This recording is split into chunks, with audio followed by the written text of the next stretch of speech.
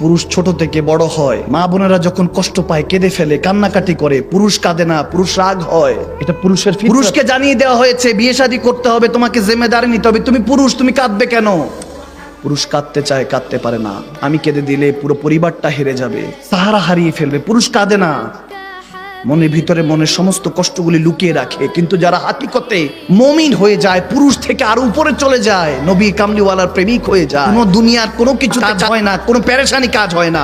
দুনিয়ার সমস্ত ইমতিহান আসলো, বলে আল্লাহ আলহামদুলিল্লাহ, জানি তুমি ইমতিহানগুলি দিচ্ছ, ইমতিহান না দিলে তো তোমাকে ডাকতেও পারতাম না। সুবহানাল্লাহ, তুমি আমাকে পেরেশানি দিচ্ছ। নবী তো বলেই দিয়েছেন যে সবচেয়ে বেশি পেরেশানিতে নবী রাসূলরা থাকে, এরপরে মুমিন মুসলমানরা থাকে। সুবহানাল্লাহ।